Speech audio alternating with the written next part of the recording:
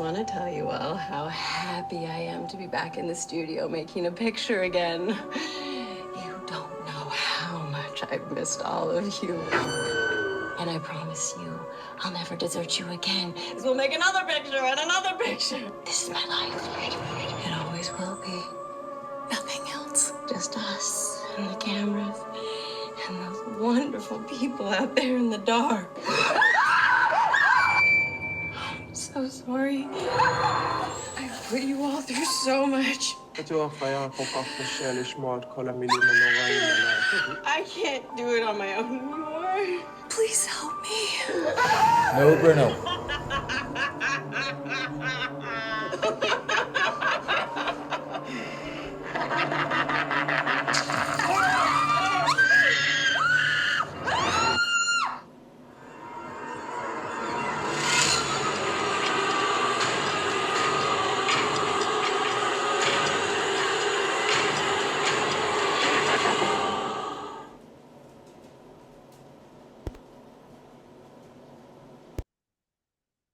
Amy, how are you doing?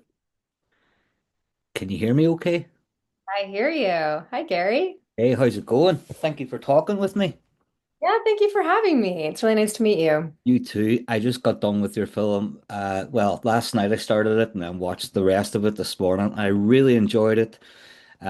So tell me about your film. Tell my followers about your film and am I wrong in thinking it's like it's not only possession horror, romantic sort of Hallmark comedy, but there's like a third thing in there where it's about the chaos on actual film sets and what goes on. My dog's trying to come in. Bruno!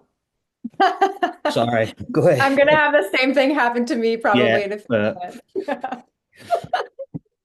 Yeah, thank you for acknowledging that. It's very much three distinct worlds. We tried to do something very different with this film, something that is not formulaic, something Mhm. that doesn't follow a typical structure, in that it is the chaos of what it takes to do an independent film. So yeah, we did our best to really encapsulate that aspect of it. Uh-huh. And the the sound on the movie. So you when you were creating like you're creating three different subgenres within one. And how did you go about scoring the film?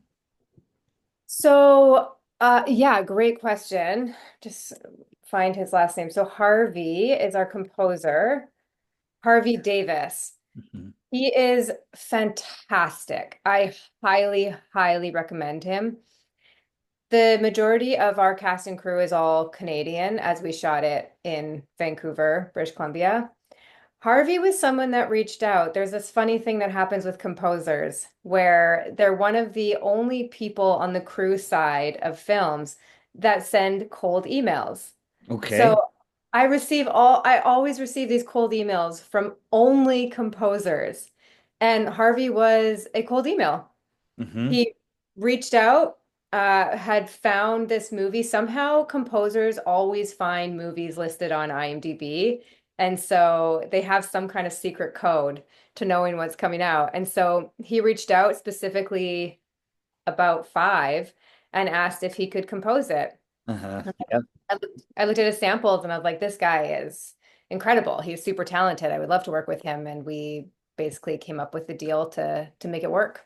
Yeah, I thought like that it was very, it really adds to the sort of the intensity of the whole set sort of thing where it's just the drums. It sort of reminded me of the studio, if you've seen the studio, the Seth Rogen.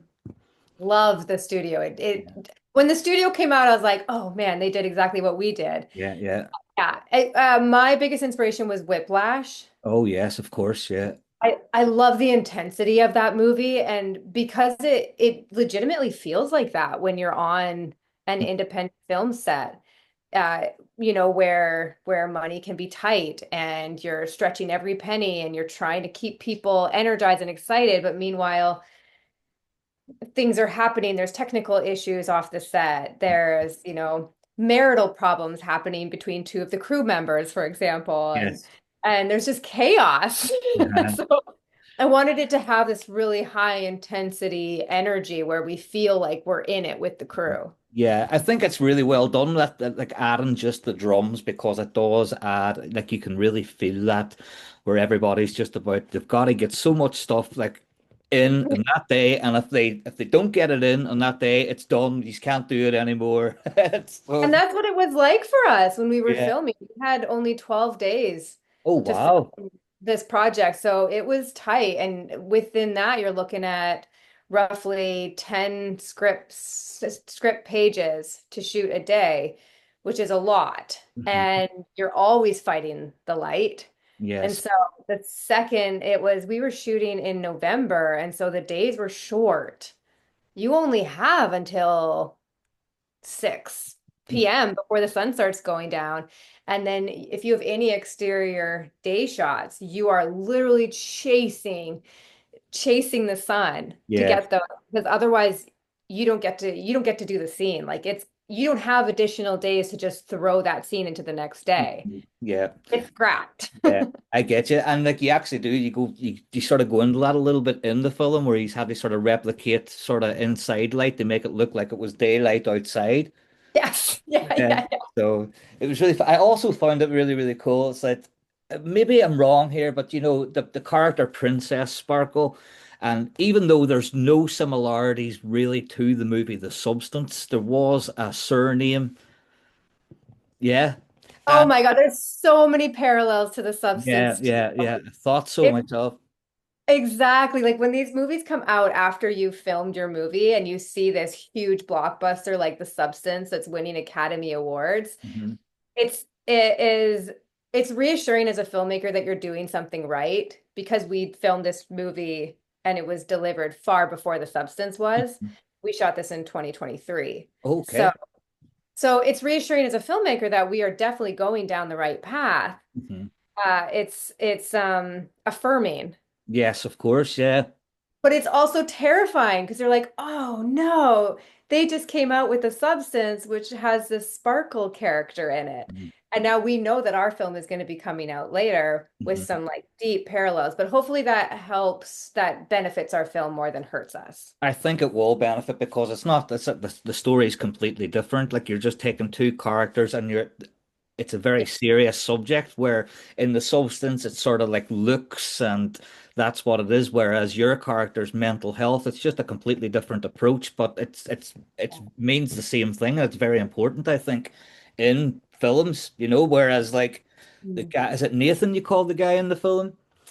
Uh Yeah, Nathan. Well, he had two names because he has his character name and then his yes. real name. Yeah. So But Nathan he's was one able of to them. drink on, he's able to come in with a brown bottle and drink, and nothing's really done with him. Whereas, like, Melody has like the breakdown and she has to, it's her, the pressure's on her, where the Yeah, other guy can just go in and just drink and have affairs and, it's, exactly. yeah, yeah. Yeah. And did Yeah. you, was it like your idea to do this at the start, like to blend like a romantic comedy in with because it's very clever in the sense that it's like a hallmark. Even the poster, I had a laugh at the poster when you seen it. It's just so perfect. You really nailed that hallmark thing, and I knew exactly what you're going for. And they blend that in with like a horror story. How did that come about?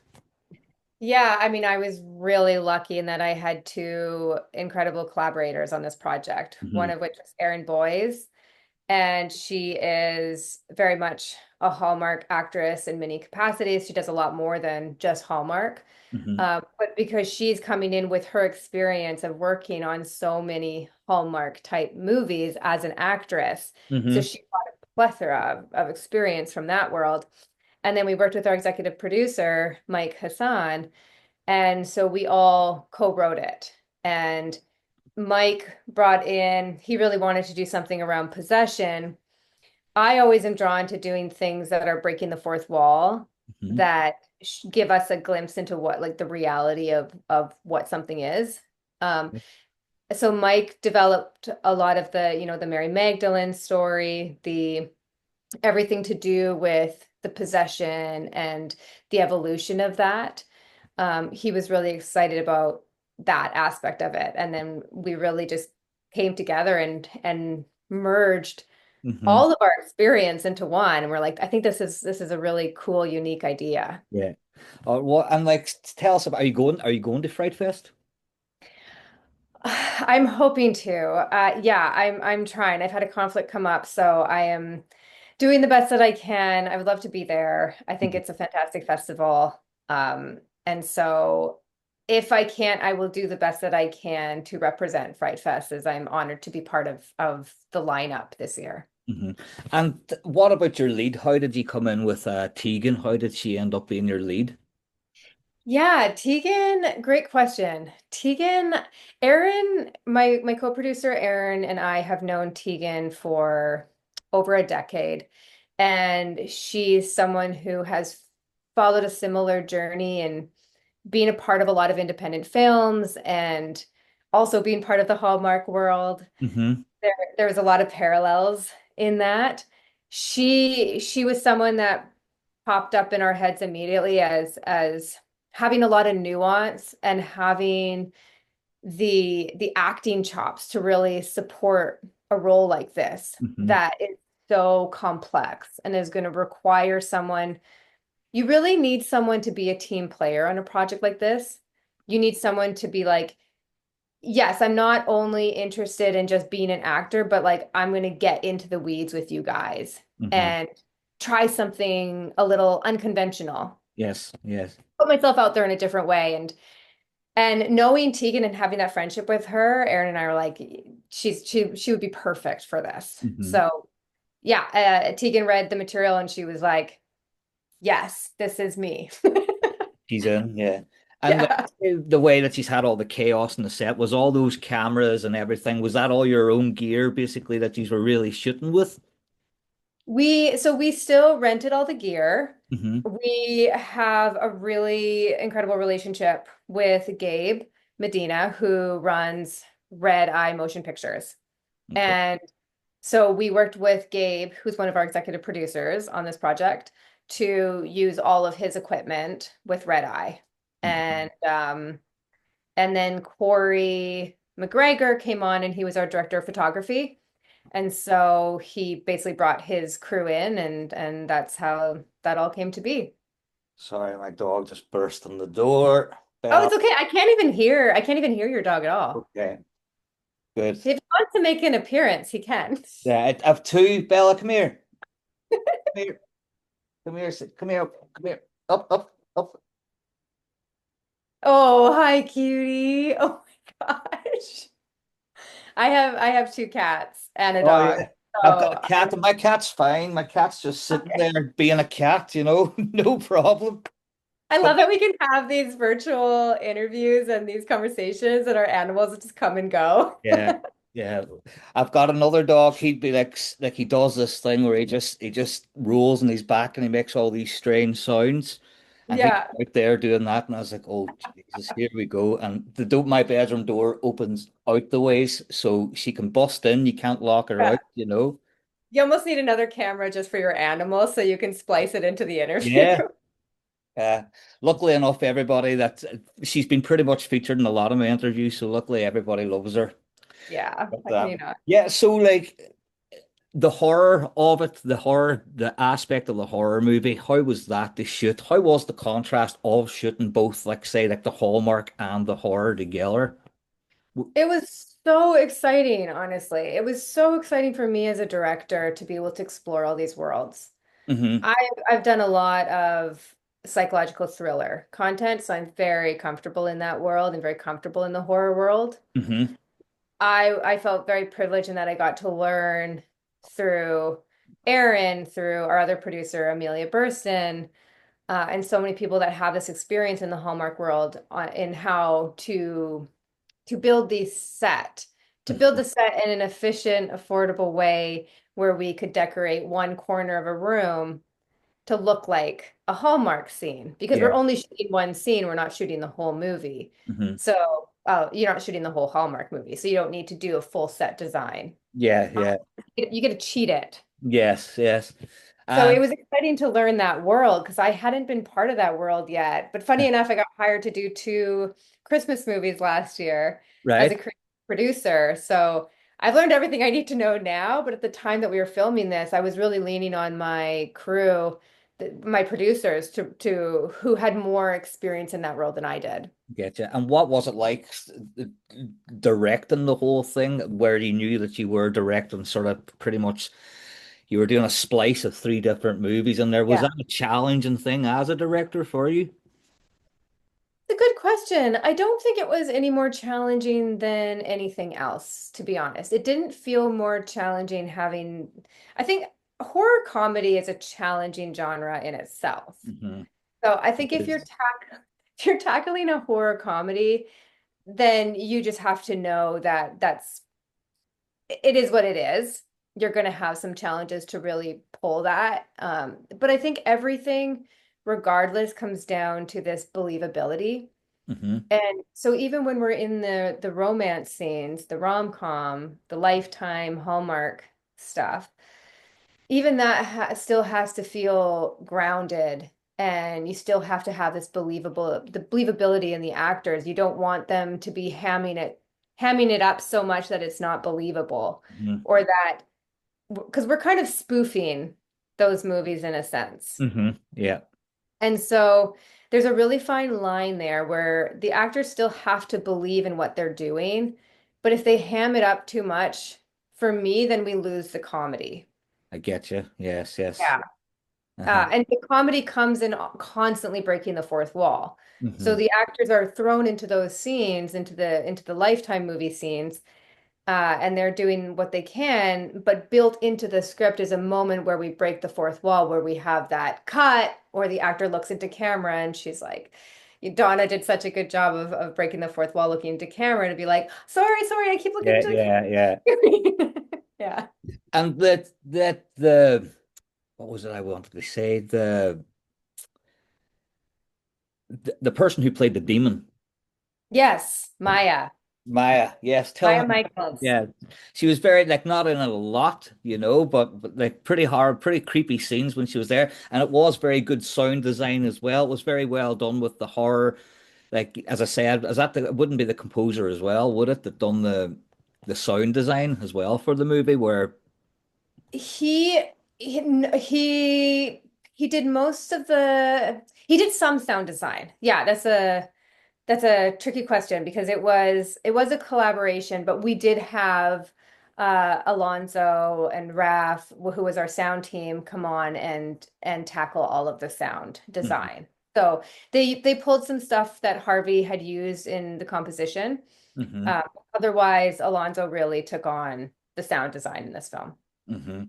Yeah. And when you're thinking about horror and you're thinking about like a drama, a realization, or not a realization, the sort of reality thing that you have with the film set and stuff. What Yeah. was your favorite of the genres that you were doing there? Was it like you were saying this is your first time doing horror? So would you consider yourself going back to horror, or you're like, right, that was maybe First time doing the Hallmark stuff. right, okay. Horror I have done a lot of. Oh, okay, Yeah. okay.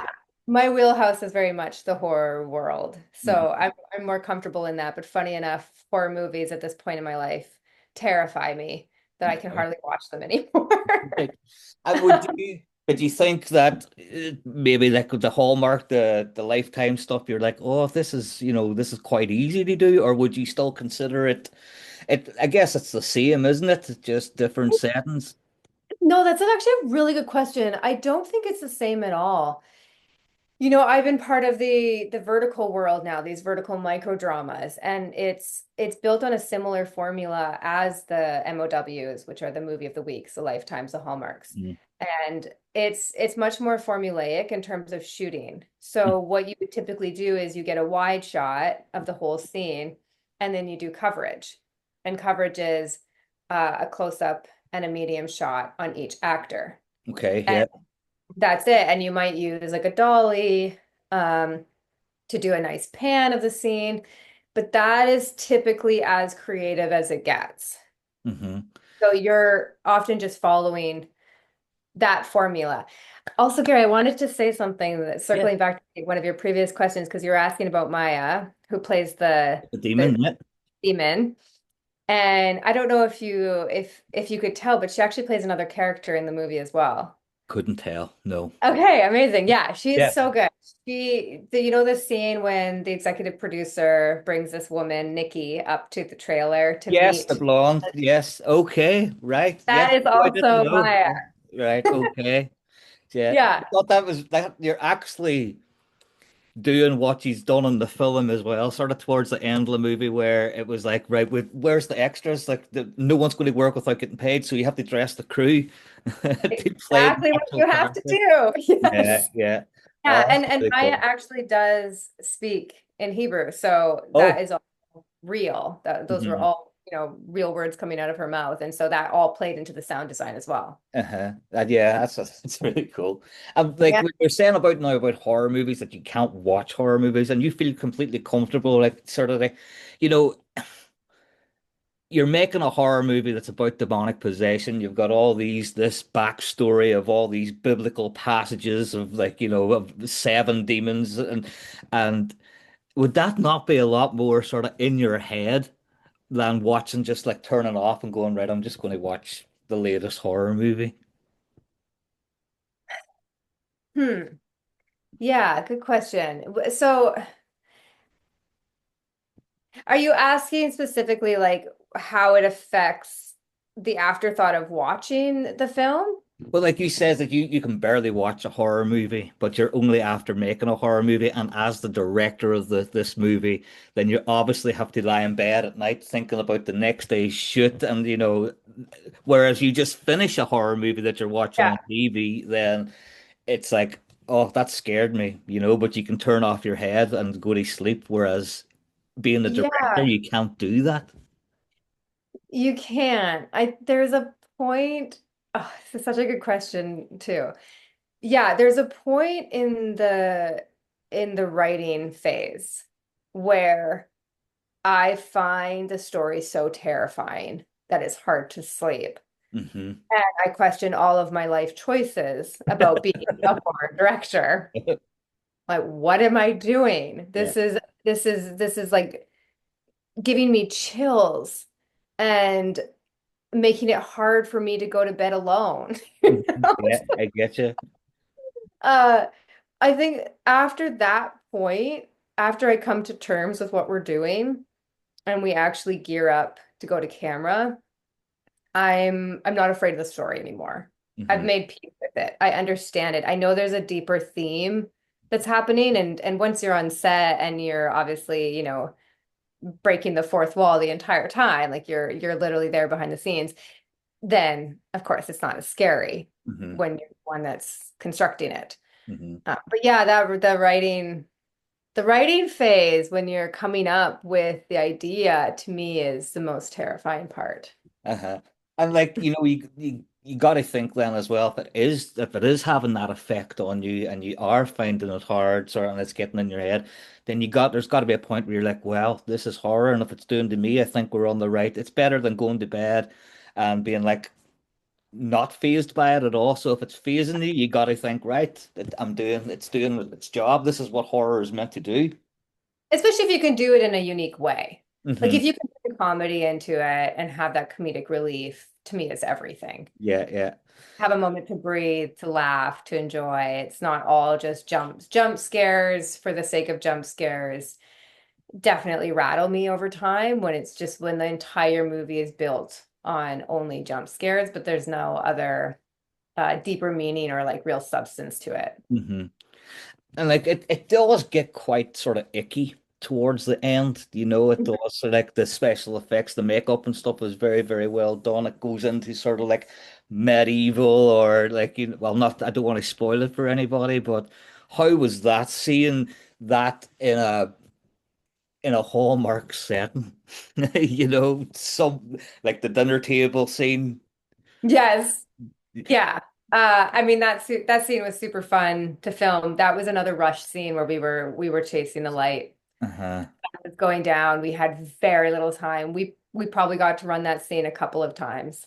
Uh-huh. And and that was it. It was so fast. We did not get the luxury of being able to linger in that scene and give a bunch of redirects. But this cast is so good. This cast is so good that they just bring it. They understand the story through and through. And so it's not like a lot of redirects were required at any Uh, point really in the film. Like we didn't need to play around as much as say some sets would with less experienced actors. These guys are pros. hmm And like you're saying, it was shot in 12 days. What could you have went over or had to be done in 12 days? We didn't have any other choice but to do it in 12. If we had, I mean, it's crazy how much every day costs. If you're to add even a half a day, hmm I mean, it could easily be, I don't know what it breaks down to, but it could easily be like another 20 grand, you Wow. know? And I would say that would be the minimum hmm potentially. I mean, maybe like try not to say too much to not give away what our budget was. No, of course, yeah. But yeah, like it is it's it's crazy to me how much, you need to bring in everyone, even just for one scene, like you still need to bring in makeup and hair and wardrobe and you basically have to bring in every department, even just for one scene that potentially gets carried forward. hmm Uh, and so it costs money. And what was your like when did your day at first light? Is that when you guys just started? You were ready to rock like as soon as the sun came up? Yeah, we had to structure our days around the sun, basically, around Uh-huh. daytime. Yeah, had to utilize as much of the day as we possibly could. So if you know that you have exterior, like fortunately you can light things inside to make it look like day. So there's a bit more flexibility there.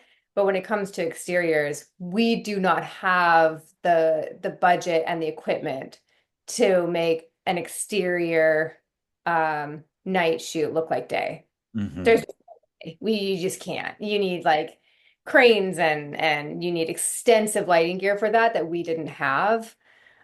So everything had to be structured around shooting daytime for day. hmm So I think like it's a really good movie. It genuinely is funny. It's really creepy, and it's actually important as well in the sense that it really does focus on not only it focuses on just the longevity of an actor or an actress if something happens and they're like, and I think it's very important and also very important with the chaos on set. And I think it's a really good movie and I think he's done a really, really good job with it. And I'm really excited to hear what people think about it now after Fright Fest as well. And yeah, brilliant. Yeah. Oh, well, thank you so much, Gary. I feel like you really understood this movie, Yeah. and I very much appreciate that. You're a great interviewer, so thank you. Oh, thank you so much. That's really nice of you to say. Yeah, Yeah. I think that's everything, Danny. Yeah, best of luck. I really can't wait to hear what other people think of. I'm going to show my partner five tonight. She wasn't yeah, she was at the house last night, so I'm going to show her. She's very much into possession horror as well. Awesome. So Okay. it's like that's her go-to thing. So Danny, Great. thank you so much again, and best of luck at Fright Fest, and best of luck at everything else in the future with you and your whole team. He's done a really good job, and thank you for talking to me. Thanks, Say, Gary. say hello to your cats for me.